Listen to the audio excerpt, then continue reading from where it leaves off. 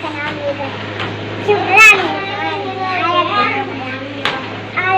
الحمد لله رب العالمين. بسم اللہ الرحمن الرحیم. اللہ رب العزت کی کروڑوں رحمتیں ہوں ان لوگوں پر جو اپنے بچوں کی معذوریوں کو ان کی مجبوری بنانے کے بجائے ان کی اچھی تعلیم و تربیت کا انتظام کرتے ہیں اور انہیں معذور سے منفرد بچے بنا دیتے ہیں.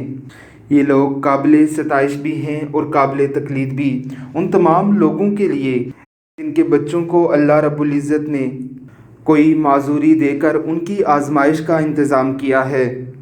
ذرا دیکھیے اس معصوم بچے کو، یہ دونوں آنکھوں سے معذور ہے، بڑے ہی منفرد انداز میں قرآن کریم کی تلاوت کر رہا ہے اور ساتھ ہی ساتھ اردو ترجمہ بھی سنا رہا ہے.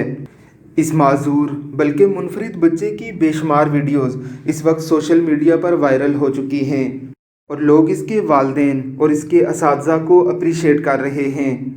اللہ رب العزت اس بچے کو اپنے ماں باپ کے لیے آنکھوں کی ٹھنڈک بنائے اور اس کے ماں باپ کو اپنی شان کے مطابق اجر عظیم عطا فرمائے. آمین ثم آمین.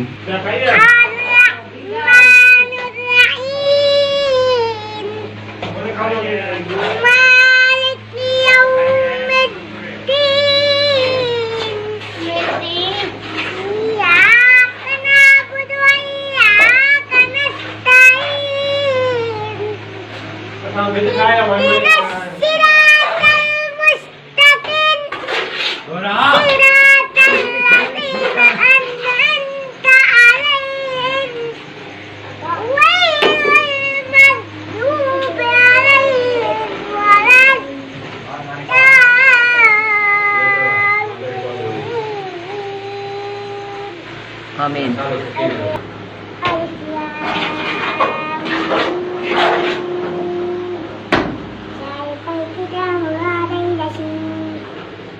للمتقين الذين يؤمنون بالغيب ويقيمون الصلاة ومما رزقناهم ينفقون والذين كفروا بآيات الله ولقائه أولئك نسوا لعنة ومأواهم عذاب أليم.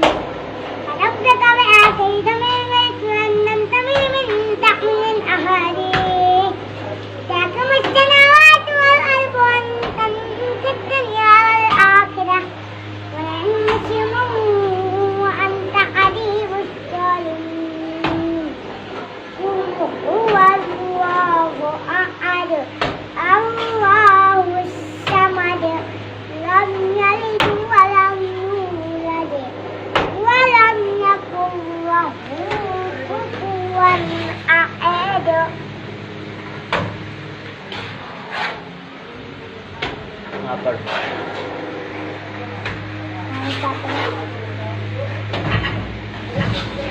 أعوذ بالله من الشيطان الرجيم.